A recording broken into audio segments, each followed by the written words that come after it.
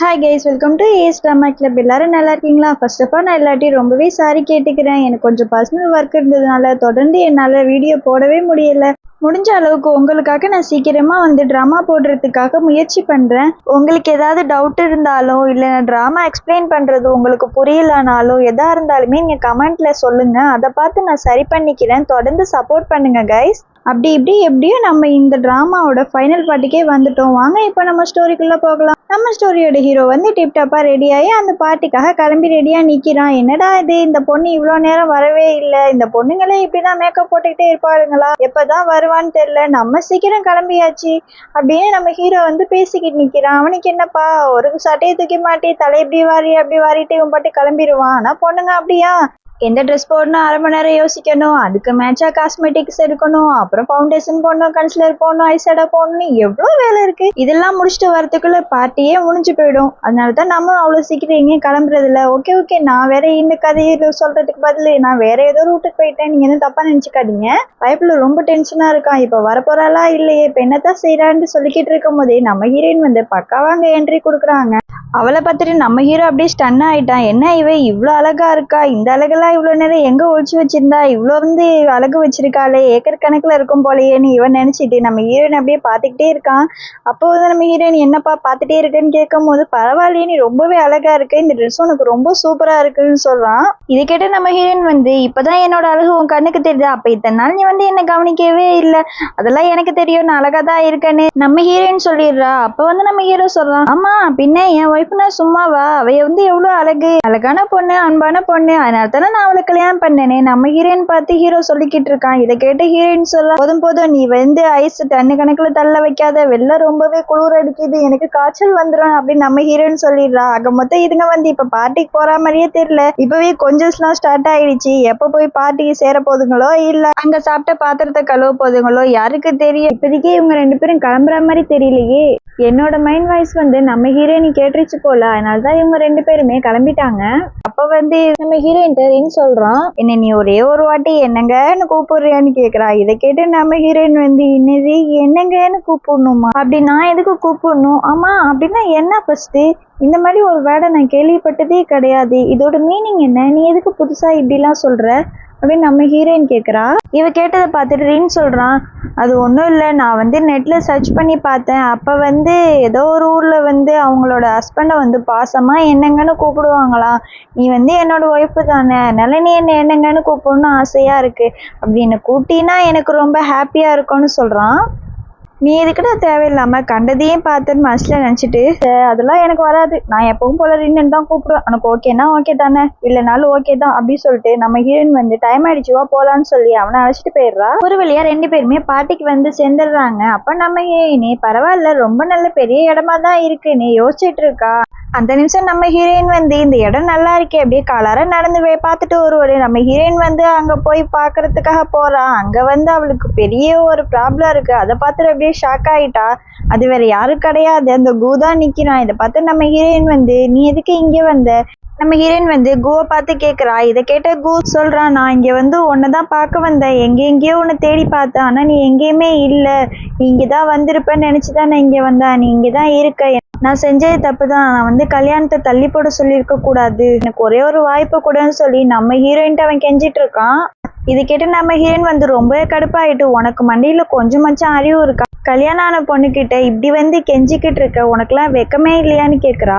இவ சொன்னதை கேட்டோன்னு கூ சொல்றான், நான் எதுக்கு வெக்கப்படணும், நான் லவ் பண்ற பொண்ணுட்டு தானே கெஞ்சிறேன், இது ஒன்றும் தப்பு கிடையாதே, அப்படி என்ன நான் பெரிய தப்பு பண்ணிட்டேன், நீ எதுக்கு என்ன வேணான்னு சொல்ற, நீ அவன் சொல்றான். அப்ப நம்ம ஹீரோயின் நான் இதுக்கு மேல உங்ககிட்ட என்ன சொல்றது தெரியல, நான் நிறையாவே சொல்லிட்டேன், என்னோட ஹஸ்பண்ட் ரின்னு தான், என் கூட இனிமே நீ பேசாத, என் கூட பழகாத, என்னை பத்தி நினைக்காத, தயவு செஞ்சு என்னை விட்டு போயிடு, நீ உனக்கு எத்தனை தடவை சொல்றேன், நீ எவ்வளவு சொன்னாலும் கேட்கவே மாட்டியா, உனக்காக தான் மேகி இருக்கால, அவளை போய் நீ கல்யாணம் பண்ணிட்டு சந்தோஷமா இருக்க வேண்டியதானே, ஏன் நீ என் உயிரை எடுக்கிறேன்னு கோவப்படுறா. அப்ப கூ சொல்றான், இல்ல நீ தப்பா புரிஞ்சுக்கிட்டு இருக்க, எனக்கும் மேகிக்கும் உண்மையிலேயே எதுவுமே கிடையாது அவன் சொல்லிடுறான். கூ சொன்னோன்னே இதை கேட்டு நம்ம ஹீரோயின் ஒன்றும் கிடையாது, அவங்க லட்சணம் தான் நான் காலேஜ் படிக்க முதலேனே தெரியுமே, அப்பையிலேருந்து தானே ரெண்டு பேரும் லவ் பண்ணிட்டு இருந்தீங்க, உன்னை பற்றி எனக்கு ஒன்றும் தெரியாது நினச்சிட்டு இருக்கியா, தயவு செஞ்சு என் மேலே இருந்து கையேடு, உனக்கு அவ்வளோதான் மரியாதைன்னு சொல்லிடுறா. அப்போ இவன் சொல்கிறான், நீ எதுக்கு என் மேலே இவ்வளோ கோவப்படுற, நான் சொல்கிறத கொஞ்சம் புரிஞ்சுக்கோ, நான் வந்து உன் மேல ரொம்பவே பாசம் வச்சிருக்கேன், பிசினஸ் தான் போனதுனால தான் நான் இந்த மாதிரி ஆயிடுச்சு, நான் வந்து அன்னைக்கு அப்படி போயிருக்கவே கூடாது, நிஜமாவே எனக்கும் மேகிக்கும் ஒண்ணுமே கிடையாது அப்படின்னு இவன் சொல்றான். இதை கேட்டு நம்ம ஹீரோயின் வந்து இதுவெல்லாம் ரொம்பவே லேட்டு, நீ இப்ப வந்து என்கிட்ட எதையும் சொல்லாத, நீங்க 2 பேரும் லவ் பண்றீங்க எனக்கு காலேஜ் டேஸ்லயே தெரியும், சரி ஏதோ அப்புறமா முடிஞ்சிருச்சுன்னு நான் நினைச்சேன், ஆனா வந்து நீ மேரேஜுக்கு முத நாள் அவளை போய் பார்க்க போயிருக்க, அப்ப இன்னமும் நீ அவ கூட தொடர்புல தானே இருக்க, இப்ப என்ன மேரேஜ் பண்ணி நீ அவ கூட தானே பேச போற, தேவையில்லாம என்ன வேற மேரேஜ் பண்ணிக்கிட்டு அவகிட்ட வேற நீ பேசணுமா, அதுக்கு நீ அவளையே மேரேஜ் பண்ணிக்கலாம், பாவம் அவ வேற உன்னை உண்மையா லவ் பண்றா, நீ அவளுக்காச்சும் உண்மையா இரு, கல்யாணம் பண்ணிட்டு அவ கூட ஹாப்பியா இருன்னு சொல்லிடுறா. இது எல்லாத்தையும் கேட்ட கு வந்து ரொம்பவே ஷாக் ஆயிட்டு, நீ எதுக்கு இப்படிலாம் பேசுற, அந்த மாதிரிலாம் ஒன்றும் கிடையாது, நாங்க வந்து ரொம்பவே நல்ல ஒரு ஃப்ரெண்ட்ஸ் தான், அதை வந்து நீ தப்பா புரிஞ்சுக்கிட்ட, உன் மேலதான் தப்பு இருக்கு, நீ வந்து பாக்குற கண்ணோட்டம் சரி கிடையாது, நாங்க வந்து கரெக்டா தான் இருக்கோம், நீயா தான் இப்படி பேசுற, வேணா மேகி கால் பண்ணி கேக்குறியான்னு கேக்குறான். அப்ப நம்ம ஹீரோயின் வந்து போதுமான அளவு என் கண்ணெல்லாம் நான் நல்லாவே தான் வச்சிருக்கேன், எனக்கு எல்லாமே தெரியும், என் காதும் நல்லா தான் கேட்கும், என் கண்ணும் நல்லா தெளிவா தான் தெரியும், நீங்க ரொம்பவே வந்து நல்லா தான் இருக்கீங்க, நான் தான் எல்லாம் தப்பா சொல்றேன் நம்ம ஹீரோயின் சொல்லிடுறா. அவன் இப்ப எதுக்கு நீ இவ்வளவு கோவப்படுறன்னு சொல்லும் போது நம்ம ஹீரோயின் கோவமாயிடுது. அப்ப ஹீரோயின் சொல்றா, நான் திரும்பவுமே சொல்றேன், நீ தேவையில்லாம வந்து என் கூட வந்து பேசிக்கிட்டு இருக்கிறது வேஸ்ட், எனக்கு வந்து மேரேஜ் ஆயிடுச்சு, என்னோட ஹஸ்பண்ட் வந்து ரின்னு தான், இது வந்து உனக்கு எவ்வளவு சொன்னாலும் புரியவே மாட்டேன்னு சொல்றா. அப்ப இவ வந்து என்ன பெரிய ரின்னுங்கிற நீ, அவன் வந்து நீங்க 2 பேரும் கான்ட்ராக்ட் மேரேஜ் தான் பண்ணியிருக்கீங்க, அவன் உன் மேல வந்து உண்மையான பாசம் வைக்கவே இல்லை, நாளைக்கே உன்னோட ப்ராப்பர்ட்டி அவனுக்கு கிடைச்சிருச்சுன்னா உன்னை வந்து விட்டுட்டு போயிடுவான், ஆனா நான் அந்த மாதிரி கிடையாது, உன்னை வந்து நான் ரொம்பவே நல்லா பார்த்துப்பேன், ராணி மாதிரி வச்சுப்பேன் இவன் வந்து சொல்றான். இது கேட்ட நம்ம ஹீரோயின் வந்து, நான் ஏற்கனவே ராணி மாதிரி தான் இருக்கேன், நீ இன்னும் என்ன ராணி மாதிரிலாம் ஒன்றும் வச்சுக்க தேவையில்லை, ஒழுங்கா வந்து இங்க இருந்து நீ போயிடு, மேகியை போய் கல்யாணம் பண்ணிக்கிட்டு ஹாப்பியா இரு, தேவையில்லாம என் லைஃப்ல வராத, வந்தினா நான் போலீஸ்ல கம்ப்ளைண்ட் பண்ணிடுவேன்னு சொல்லி அவனுக்கு வார்னிங் கொடுத்துட்டு நம்ம ஹீரோயின் வந்து அங்கிருந்து போறா. அந்த நிமிஷம் வந்து அவ கையை கூ பிடிச்சி இழுத்துட்டு, நீ இப்ப எங்க போற, நீ எங்க போகவும் போக முடியாது, எப்பவுமே நீ எனக்கு தான் வேணும், நான் உன்னை சும்மாவே விட மாட்டேன், நான் உன்னை எப்படியாவது என்கிட்ட வர வைப்பேன், எனக்கு வந்து அந்த தைரியம் இருக்குன்னு சொல்லி நம்ம ஹீரோயின் வந்து அவன் அங்க ரொம்பவே டார்ச்சர் பண்ணிக்கிட்டு இருக்கான். அந்த நிமிஷம் நம்ம ஹீரோ வந்து, என்ன இவ இங்கதான் இருந்தா எங்க போனான்னு தெரியலையேன்னு நம்ம ஹீரோயின் அவன் தேடிக்கிட்டு வரான். அப்ப வந்து இங்க கு அவளை வந்து டார்ச்சர் பண்றத பார்த்துட்டு சரியான கோவம் வந்துட்டு அவன் செவிலே ஒண்ணு கொடுத்துட்டு, உனக்கு எவ்வளவு தூரம் தான் நான் சொல்றது, அவ வந்து என்னோட பொண்டாட்டி, அவ கூட வந்து நீ பிரச்சனை பண்ணக்கூடாதுன்னு சொன்னா நீ எதையுமே கேட்க மாட்டியா, உன்னை வந்து போலீஸ்ல எல்லாம் ஹேண்ட் ஓவர் பண்றது வேஸ்ட், நானே உன்னை கொன்றுறேன், அதுதான் சரியா வரும்னு சொல்லிட்டு அவனை அங்க போட்டு செம்மையா சாத்தி எடுத்துடுறான் நம்ம ஹீரோ. அப்ப குவை பார்த்து சொல்றான், உனக்கு நான் எத்தனை தடவை தான் சொல்றது, அவளுக்கு எனக்கு கல்யாணம் ஆயிடுச்சு, அவ வந்து என்னோட பொண்டாட்டி, நீ இனிமே அவ கூட தேவையில்லாம பேசினா நான் உன்னை போலீஸ்ல ஹேண்ட் ஓவர் பண்ணுவேன்னு எவ்வளவு தடவை சொல்லியிருக்கேன், உன் மண்டையில அது ஏறவே ஏறாதா, இதுதான் போனா போது, ஏதோ வந்து ஆசைப்பட்ட பொண்ணு அவன் கல்யாணம் பண்ண முடியலன்னு ஃபீல் பண்றான்னு 1 வாட்டி 2 வாட்டி விட்டு வச்சா, நீ ரொம்ப தான் பண்றன்னு சொல்றான். இதை கேட்டு கு சொல்றான், நான் கல்யாணம் பண்ணிக்க போற இந்த பொண்ணை நீ கல்யாணம் பண்ணி என்ன ரொம்ப திமிரா பேசுற சொல்றான். அப்ப வந்து இவனுக்கு கோவம் வந்து, உன்னை நான் சும்மா விட மாட்டேன்டா, போனா போதுன்னு பார்த்தா ரொம்ப தான் ஓவரா பேசுறேன்னு திரும்பவுமே வந்து அவனை அடிக்க போறான். இன்னுமே என் மேல இந்த கையெல்லாம் வைக்கிறது வச்சுக்காத, நான் எப்படி வந்து அவளை என்கிட்ட கொண்டு வரணும்னு எனக்கு எல்லாமே தெரியும், நான் அதை அப்படியே வந்து அவளை என் பக்கம் கொண்டு வருவேன், நீ அப்ப என்ன பண்ணணும்னு சொன்னோன்னு அப்ப நம்ம ஹீரோ வந்து, உன்னை சும்மா விட மாட்டேன், உன்னை இன்னைக்கே இங்க கொண்டுடுறேன்னு சொல்லி அவன்கிட்ட போய் அடிக்க போறான். அப்ப நம்ம ஹீரோயின் வந்து, நீ சும்மா இது எதுவும் பண்ணாத, இங்க வந்து வெளில பார்ட்டி நடந்துட்டு இருக்கு, அப்புறம் நம்மளதான் எல்லாரும் தப்பா நினைப்பாங்க, தேவையில்லாம பிரச்சனை வரும், நம்ம வந்து இங்க இருந்து போயிடலாம், இவங்கிட்ட வந்து நமக்கு எதுக்கு பேச்சு, வா நம்ம போவோம், நம்ம பார்ட்டிக்கு தானே வந்தோம், நம்மளை எல்லாரும் வெளில தேடுவாங்கன்னு சொல்லிட்டு நம்ம ஹீரோயின் வந்து அவனை அழைச்சிட்டு போறா. அப்ப வந்து அவன் கேக்குறான், இப்ப எதுக்கு நீ என்னை தடுக்கிற, இவனெல்லாம் சும்மாவே விடக்கூடாது, இவனை வந்து கொன்னாதான் எனக்கு நிம்மதியா இருக்கும்னு சொல்றான்.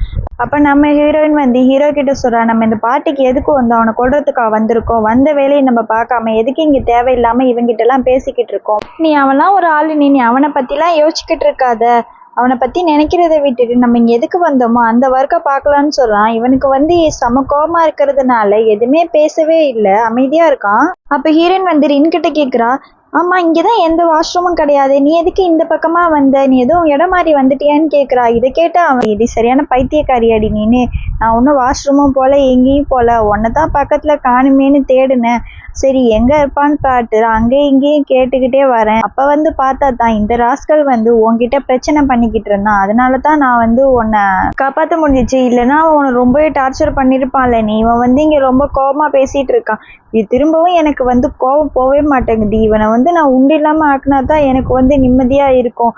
கூட எதையாவது இருந்தா அவனை அப்படியே மண்டையிலேயே போட்டு அடிச்சு இங்கேயே சாவடிச்சுட்டு வந்துடுறேன். அப்பதான் எனக்கு நிம்மதியா இருக்கும்னு நம்ம ஹீரோ வந்து ரொம்ப கோபமா பேசிக்கிட்டு இருக்கான். இது கேட்டு நம்ம ஹீரோயின் வந்து விடு, இவனை அடிக்கிறதுலாம் ஒரு விஷயமா, இனிமேலாம் இவன் வழிக்கு வரமாட்டான், இதை பத்தி நீ யோசிக்காத. நம்ம வந்து ரொம்ப ஹாப்பியா பார்ட்டிக்கு வந்திருக்கோம், அதை போய் என்ஜாய் பண்ணலாம், வாங்க நம்ம போலாம். நம்ம ஹீரோயின் சொல்றான். அவனுக்கு காதுல விழுகவே இல்லை. அப்ப நம்ம ஹீரோயின் வந்து என்னங்கன்னு கூப்பிடுறா. இதை கேட்டவன் நம்ம ஹீரோ வந்து இப்ப நீ என்ன சொன்ன, என்னங்கன்னு சொன்னியா, எனக்கு ரொம்பவே ஹாப்பியா இருக்க. இவ்வளவு பெரிய பிரச்சனைக்கு அப்புறம் தான் நீ என்ன என்னங்கன்னு சொல்லுவியா, பரவாயில்ல, இதுவுமே ரொம்ப நல்லா இருக்கு, சரிவா நம்ம போலான்னு சொல்லிட்டு இவங்க 2 பேரும் போறாங்க. 2 பேரும் ஒரு பர்சனை பாக்குறாங்களா. அவங்க தான் வந்து நம்ம ஹீரோவோட அப்பாவுக்கு அசிஸ்டண்டா இருந்தவர். அவரை வந்து நம்ம ஹீரோ காமிச்சு இந்த ஆள் தான் அவரு, எல்லாமே வந்து சொத்தெல்லாம் எடுத்தவர் இவர் தான், இவருக்கு எல்லா உண்மையும் தெரியும், இன்னைக்கு இவர் வந்து கையும் காலமா எப்படியாவது பிடிச்சாகணும்னு சொல்லிக்கிட்டு இருக்கான். அந்த ஆளுக்கிட்ட நம்ம ஹீரோ போய் பேச போறான். என்ன வந்து உங்களுக்கு ஞாபகம் இருக்கா, நான் யாருன்னு உங்களுக்கு தெரியுதான்னு கேட்குறான். அதை பார்த்து அந்த ஆள் சொல்றான், அவன் பேர் வந்து ஜெங்கு. அவன் கேட்குறான், உங்களை எப்படி நான் மறப்பேன், நீ வந்து என்னோட முதலியோட பையனாச்சே, நீ நல்லா இருக்கியாப்பா, உன்னை நினைச்சா எனக்கு ரொம்ப பெருமையா இருக்கு, இவ்வளோ சின்ன வயசுல நீ பிஸ்னஸ்லாம் பார்த்துக்கிட்டு இருக்க, அப்பா தான் இந்த மாதிரி போயிட்டாங்கன்னு சொல்லிட்டு இந்த கிழவன் வந்து ரொம்பவே நல்லவ மாதிரி பேசிட்டு இருக்கானே. ஆனா இந்த கிழவன் ரொம்பவே கெட்டவர். இப்போ இந்த கிழவன் வந்து நம்ம ஹீரோ பார்த்து, இப்போ பிஸ்னஸ்லாம் எப்படிப்பா போய்கிட்டு இருக்கு, உனக்கு மேரேஜ் ஆயிடுச்சுன்னு கேள்விப்பட்டேன், எனக்கு ரொம்பவே சந்தோஷமா இருக்குப்பான்னு சொல்லிட்டு இப்போ இந்த கிழவன் வந்து வாயை வச்சுக்கிட்டு சும்மா இல்லாம அவரே வந்து தானா வலையில போய் சிக்கிறாரு. நம்ம ஹீரோவை பார்த்து, ஆமா தம்பி, இந்த சொத்தோட டாக்குமெண்ட்லாம் யாருக்கிட்ட இருக்கு, உனக்கு ஏதாவது தெரியுமா அப்படின்னு இந்த கிழவன் கேட்டோன்னே இதை கேட்ட நம்ம ஹீரோ சொல்றான், அது வந்து ஒரு நம்பிக்கை துரோகிக்கு தான் தெரியும், அவன்கிட்ட விசாரிச்சாதான் எல்லா உண்மையும் வெளில வரும்னு சொல்றான். இது கேட்ட அந்த கிழவன் சொல்றாரு, என்ன தம்பி நம்பிக்கை துரோகியா, அப்படி யார் தம்பி இந்த மாதிரி நம்பிக்கை துரோகம் பண்ணா, யாரை வேணாலும் மன்னிக்கலாம், அந்த நம்பிக்கை துரோகம் பண்ணவங்களும் மன்னிக்கவே முடியாது, அவனை கண்டுபிடிச்சிட்டீங்களா இல்லையா, இல்லைன்னா என்கிட்ட சொல்லுங்க, ஏதோ என்னால முடிஞ்ச ஹெல்ப் நானும் உங்களுக்கு பண்ணுவல, உங்க அப்பாவுக்கு வந்து விசுவாசியா இருந்தேன், இப்போ உங்களுக்கு இருப்பலன்னு இந்த கிழவ சொல்லிட்டு இருக்கான். இதை கேட்டு நம்ம ஹீரோ சொல்றான், அவ்வளோலாம் உங்களுக்கு ஒன்றும் கஷ்டம் வேணாம், நான் இப்போ கூட அந்த நம்பிக்கை துரோகி கூட தான் பேசிக்கிட்டு இருக்கேன். நம்ம ஹீரோ சொன்னோன்னு அப்படியே அந்த கிழவன் ஷாக் ஆயிடுறாரு. என்ன தம்பி சொல்ற, நான் நம்பிக்கை துரோகியா, சின்ன வயசுல இருந்து நான் உன்னை பாக்குறேன், நீ என்ன என்ன பாக்குற, என்னைக்காவது நான் உங்ககிட்ட அந்த மாதிரிலாம் நடந்திருக்கனா, உன்னை வந்து என்னோட புள்ள மாதிரி தானே பாக்குறேன், உன்னால எப்படி என்கிட்ட இப்படி பேச முடியும்னு இந்த கிழவன் கேக்குறாரு. அப்ப நம்ம ஹீரோ சொல்றான், நம்பிக்கை துரோகின்னு சொன்னதுக்கு என்ன காரணம்னு கேக்குறீங்களா, சரி அது வந்து ஒன்றும் பிரச்சனை இல்லை, போக போக தெரிஞ்சிடும், இப்போ உங்களை பார்க்க ஒரு பர்சன் வெயிட் பண்ணிக்கிட்டு இருக்காங்க ரொம்ப நேரமா, நீங்க வந்து அவங்க கிட்ட பேச வேணாமான்னு சொல்லிட்டு அங்க ஒரு லேடியை காட்டுறான். அவங்கள பார்த்தோன்னே இந்த கிழவனுக்கு ரொம்பவே டென்ஷன் ஆகிடுது. அப்போ அவங்க சொல்கிறாங்க, ஜெங் நீங்கள் வந்து இப்போது தப்பிக்கிறதுக்கு வழியே இல்லை, நானுமே மாட்டிக்கிட்டேன், அவன் எல்லாத்தையுமே கண்டுபிடிச்சி தான் இங்கே வந்திருக்கானே, இப்போ வந்து நம்ம உண்மையை சொல்ல வேண்டிய நேரம் வந்துடுச்சு, எல்லா உண்மையுமே சொல்லிடுவோம், நம்ம தேவையில்லாமல் போலீஸ்க்கெலாம் போகிறத விட்டு தப்பிச்சிடலாம்ல, அவன்கிட்ட உண்மையை சொன்னான், அவன் நம்மளை காப்பாற்றி விட்டுருவானே, இந்த லேடி சொல்கிறா. அவள் சொன்னதை கேட்டோன்னா அந்த கிழவன் வந்து, என்ன மேடம் சொல்கிறீங்க, உண்மையெல்லாம் தெரிஞ்சிருச்சா, எப்படி தெரிஞ்சிச்சு, நம்ம எல்லாமே வந்து ரொம்ப சீக்கிரட்டா தானே வச்சிருந்தோம், இப்ப திடீர்னு தெரியறதுக்கு யாரு காரணம், அப்ப வந்து அவனோட அப்பா ஜெயிலுக்கு போனதுக்கு நம்ம தான் காரணம்னு அவனுக்கு தெரிஞ்சிருச்சான்னு சொல்றான். ஆமா, எல்லா விஷயமும் அவனுக்கு தெரிஞ்சிருச்சு, அவனோட டாக்குமெண்ட் எல்லாம் கொடுத்துட்டு நம்ம வந்து அவங்கிட்ட உண்மையை சொல்லிட்டுன்னா அவன் நம்மள மன்னிச்சு விட்டுருவான், ஜெயிலெல்லாம் போக மாட்டோம், நீங்க வந்து அவங்கிட்ட எல்லா உண்மையுமே இப்ப சொல்லிருங்க, நானுமே உண்மையை சொல்லிட்டேன், இதுக்கு வந்து நீங்களும் சம்மந்தப்பட்டிருக்கிறதுனால தான் உங்களையுமே வந்து வர சொன்னேன், இனிமே நம்ம வந்து இவன் கண்ணில் படாம இந்த நாட்டை விட்டு வேற எங்கேயாவது போயிடுவோம், கண்ணு காணாத இடத்துக்கு போயிட்டா தான் நமக்கு நல்லதுன்னு இந்த லேடி சொன்னோன்னே அப்ப நம்ம ஹீரோ நினைச்சுக்கிறான், பரவாயில்லையே நம்மளால 50 ரூபாய்க்கு நடிக்க சொன்னா 500 ரூபாய்க்கு நடிக்கிறாளேன்னு நினைச்சிட்டு இருக்கான். அந்த லேடி சொன்னதை கேட்டோன்னே அந்த கிழவனை உண்மையை சொன்னாதான் நம்ம தப்பிக்க முடியும்னு நம்ம ஹீரோ கிட்ட அவன் வந்து நடந்தது போனது, அவங்க அப்பா ஜெயிலுக்கு போனது, அவங்க டாக்குமெண்ட் எடுத்தது, சொத்தை ஏமாத்தினது, இருக்கிற எல்லா விஷயத்தையுமே இந்த கிழவ வந்து நம்ம ஹீரோ கிட்ட சொல்லிடுறான். கடைசியா வந்து நம்ம ஹீரோவோட அம்மாவை கொலை பண்ணதுமே இந்த லேடியை இவனுதாங்கிறதையும் உளறிடுறான். அவ்வளோதான். இதை கேட்ட நம்ம ஹீரோவுக்கு ரொம்பவே கோபமாயிடுது. நான் எல்லாத்தையும் கூட ஓரளவுக்கு மன்னிச்சிடுவேன், கடைசியில் வந்து என்னோட அம்மாவை கொலை பண்ணது நீயும் இந்த பொம்பளையும் தான் சொல்றியே, உனக்குலாம் கொஞ்சம் கூட மனசாட்சியே கிடையாதா, உன்னையுமே ஒரு அம்மா தானே பேத்தா, எப்படி வந்து எங்க கூட இருந்துக்கிட்டு உன்னால இந்த மாதிரி ஒரு காரியத்தை பண்ண முடியும், உன்னை போய் நம்பி எங்கள் அப்பாவும் கூட வச்சுருந்தாங்க பாரு, இப்போ கடைசியில் எங்களை வந்து நீ ஏமாத்திட்டில்ல, இப்போ தெரியுதா நம்பிக்கை துரோகின்னு உன்னை சொன்னதுக்கு என்ன காரணம்னு. நீங்கள் என்ன சொன்னீங்க, எங்கள் அப்பாவுக்கு விசுவாசியாக இருந்தேன்னு சொன்னீங்களா? விசுவாசிங்கிறதுக்கெல்லாம் முதல்ல அர்த்தம் என்னன்னு உங்களுக்கு தெரியுமான்னு நம்ம ஹீரோ அங்கே கோவமாக கேட்குறான். அப்போ அந்த கிழவன் சொல்கிறாரு, என்ன நான் மட்டும் தப்பு பண்ண மாதிரி என்னையும் சொல்கிறேன், இந்த பொம்பளை தானே வீணா பண்ணா, அவளை மட்டும் எதுவுமே கேட்க மாட்டேங்கிற, மகாராணி மாதிரி வச்சுக்கிட்டு என்கிட்ட வந்து கேள்வி கேட்க சொல்கிற, இப்படிலாம் செஞ்சதுக்கு காரணமே இந்த பொம்பளை தானே அப்படின்னு இந்த கிழவன் சொல்கிறாரு. ஆமாம், அவள் மகாராணி தான், என்னோட மகாராணின்னு நம்ம ஹீரோ சொல்கிறான். இதை கேட்டால் அந்த கிழவன், என்னடா பைத்தியம் ஆயிட்டியா நீனே, நல்லா தானே இருந்த, உண்மையெல்லாம் தெரிஞ்சோடனே மண்டரில் நட்டு கலண்டுருச்சான்னு கேட்குறான். அப்போ நம்ம ஹீரோயின் வந்து அங்கே திரும்புகிறா. அதை பார்த்துட்டு அந்த கிழவன் ரொம்பவே ஷாக் ஆகிடுறான். அவளை பார்த்தோன்னே இந்த கிழவன் கேட்குறான், யார் இந்த பொண்ணு, உன்னோட ஸ்டெப் மதர் தான் இங்கே இருக்காங்கன்னு சொன்னேன், இவ யாரு அப்படின்னு கேட்டுட்டு அப்போ வந்து இந்த கிழவனுக்கு ரொம்ப பயமாயிடுது. நான் வேற தேவையில்லாமல் உளறிட்டேன்னு யோசிச்சுட்டு இருக்கான். அப்போ நம்ம ஹீரோ சொல்லலாம், இவ வந்து என்னோட ஒய்ஃபு, நான் தான் உங்ககிட்ட உண்மையெல்லாம் தெரிஞ்சுக்கணும்னு என்னோட ஸ்டெப் மதர் மாதிரி ஆக்ட் பண்ண வச்சேன். அவள் வந்து ஆக்ட் பண்ணது எதுவுமே வீணாக போகலை, நீ வந்து எல்லா உண்மையுமே சொல்லிட்ட, இதுக்கு மேலே உனக்கு இங்கே இருக்கிறதுக்கு எந்த ஒரு தகுதியும் கிடையாது, போ மம்மியார் வீட்டில் போய் களி சாப்பிடுன்னு சொல்கிறான். அங்கே வந்து போலீஸும் வந்துடுறாங்க. இந்த ஆளை அழைச்சி கொண்டு போங்கன்னு சொன்னோன்னே அவரையுமே அந்த போலீஸ் வந்து அழைச்சிட்டு போயிடுறாரு. இப்போ நம்ம ஹீரோவை பார்த்து என்னோட பர்ஃபார்மன்ஸ் எப்படி இருந்துச்சு, எல்லாமே வந்து ஒரிஜினலாக இருந்துச்சா, நம்புற மாதிரி இருந்துச்சான்னு நம்ம ஹீரோவை பார்த்து கேட்டுட்டு இருக்கா. இது நம்ம ஹீரோ வந்து, உன்னை என்னமோ நினைச்சானா என்னமா நடிக்கிற, அடுத்த ஹீரோயின் நீ தான் போல, செம்ம நடிப்பு, அந்தாலே வந்து மிரண்டுட்டான் பாரு, நீ பேசின பேச்சில் உண்மையெல்லாம் உளறிட்டான்னு சொன்ன, ஓ நான் அந்த அளவுக்கு பர்ஃபார்மன்ஸ் பண்ணிட்டேனோ, சார் வந்து இம்ப்ரெஸ் ஆனீங்களா அப்படின்னு சொல்லிட்டு நம்ம ஹீரோவை பார்த்து கேட்ட நம்ம ஹீரோ வந்து மெசல் ஆயிட்டுப்பா அப்படின்னு சொல்றான். இப்போ இவங்க 2 பேருமே வீட்டுக்கு வந்துடுறாங்க. நம்ம ஹீரோயின் வந்து எல்லாமே வந்து முடிஞ்சிருச்சுல, உனக்கு வந்து நான் இந்த அளவுக்கு சப்போர்ட்டாக இருந்தேனே, உனக்கு வந்து ஹாப்பி தானே அப்படின்னு சொல்கிறா. அப்போ நம்ம ஹீரோ கேட்குறான், ஆமாம் எனக்கு ரொம்பவே ஹாப்பி, நீ எனக்கு வந்து ரொம்பவே சப்போர்ட்டிவாக இருக்க, இப்போ என்ன உனக்கு வந்து அந்த கான்ட்ராக்ட் பிரச்சனை தானே, நீ என் கூட இருந்தால் நான் எதையுமே வந்து சக்ஸஸ் பண்ணிடுவேன், நீ தான் என்னோட லக்கி சாம்னு சொல்லலாம். இது கேட்டால் நம்ம ஹீரோயினுக்கு வந்து ரொம்பவே ஹாப்பி ஆகிடுது, அவள் சிரிச்சிட்டு இருக்கா. அப்போ நம்ம ஹீரோயின் சொல்லலாம், நம்ம கான்ட்ராக்ட் மேரேஜ் தான் பண்ணியிருக்கோம் அப்படின்னு சொன்னோன்னே இது கேட்டு நம்ம ஹீரோ வந்து, இப்போ என்ன உனக்கு அந்த கான்ட்ராக்ட் மேரேஜ், அதனால நீ வந்து போகணும், இதெல்லாம் சரி வராது, என் கூட இருக்க முடியாது, அதாவது இப்படி சொல்ல வரியா அப்படின்னு சொன்னோன்னே இது கேட்டு நம்ம ஹீரோயின் வந்து வச்சோ ரொம்ப பாவமாக மூஞ்சி வச்சுக்காத, அந்த கான்ட்ராக்ட் பேப்பர் தான் கிழிச்சு போட்டுரு, ஒன்றும் தேவை கிடையாது, நம்ம வந்து நம்ம லைஃப்பை நியூவாக ஸ்டார்ட் பண்ணலான்னு சொல்லிடுறா.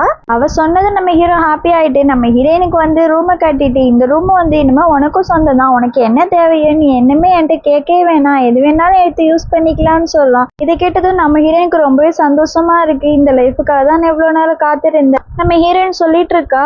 அப்போ வந்து ஹீரோ சொல்லலாம், என்ன அதுக்குள்ள அவசரம், உனக்கு வந்து இப்போ இன்னொரு சர்ப்ரைஸ் இருக்கு, அதை பார்த்தீங்கன்னா உனக்கு இன்னும் ரொம்பவே பிடிக்கும்னு சொல்லலாம். நம்ம ஹீரோயின் வந்து, ஆகா இவன் நம்மளை வந்து ப்ரப்போஸ் பண்ண போறானா, அதுக்கு தான் ஏதோ பிளான் பண்ணியிருக்கான், ரொம்ப ஹாப்பியாக நம்ம ஹீரோயின் எக்ஸைட்மெண்ட்டாக போய் ரூமை பார்க்குறா.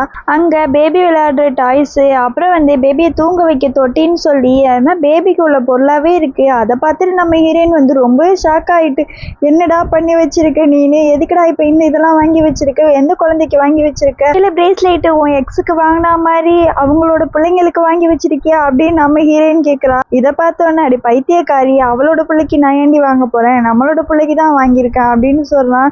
என்னது நம்ம பிள்ளைக்கு வாங்கியிருக்கியா, ஆமாம் அப்படின்னு சொல்கிறான். அவங்க லைஃப்பை வந்து ஸ்டார்ட் பண்ணிட்டாங்க. இதோட இந்த அழகான ட்ராமாவும் முடியுது. நெக்ஸ்ட் ட்ராமாவில் பார்க்கலாம்.